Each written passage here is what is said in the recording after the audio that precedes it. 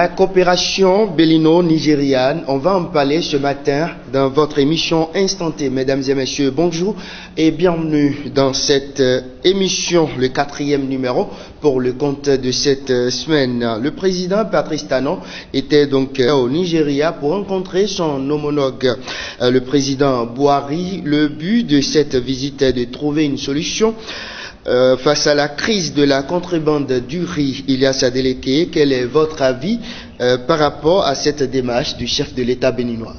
Merci à vous. Je suis très heureux d'être présent sur le plateau de Instanté aujourd'hui. Je pense que c'est une démarche d'abord à saluer et je dirais enfin le chef de l'État béninois a compris l'importance du Nigeria, du grand voisin de l'Est, comme on le dit souvent, dans la participation, dans le rayonnement de l'économie béninoise.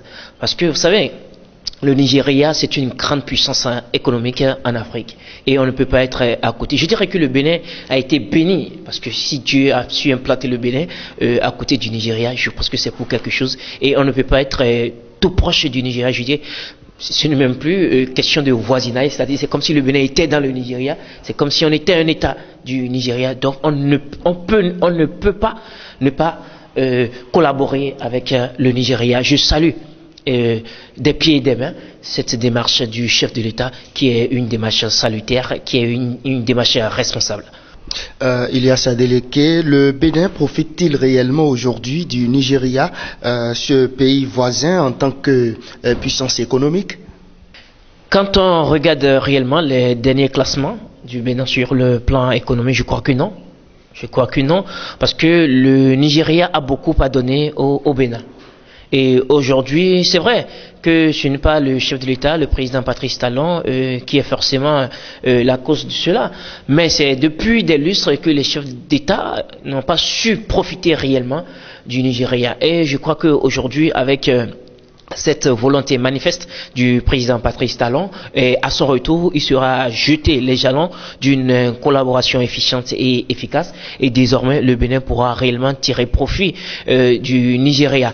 Ce que je sais que le Nigeria a de grosses potentialités, surtout en matière industrielle et tout ce que vous savez. Donc aujourd'hui, connaissant le président Patrice Talon, vous savez, lui aussi c'est un homme d'affaires avant qu'il ne soit chef d'État. Je sais qu'il va mettre à profit toutes ces relations, tous ces carnets d'adresses qu'il aura à gagner au Nigeria, et désormais c'est le Bénin qui va en tirer profit réellement. Ilyas Adeleke, peut-on dire que le président Patrice Talon a compris désormais la nécessité de renforcer les liens de collaboration avec ce pays voisin? Oui, je pense que c'est ce que les Béninois lui reprochaient, notamment d'être ici et de ne pas voyager sur le Nigeria pour négocier des accords. Parce que tout le temps, le chef de l'État, s'il n'est pas resté dans les 4 murs de la marina, soit il est à l'étranger dans des pays européens pour des coopérations certainement, mais vous savez, on parle de relations sud-sud aujourd'hui. Il faut que les pays émergents ou les pays en voie de développement se donnent véritablement la main pour réussir véritablement sur la dimension économique.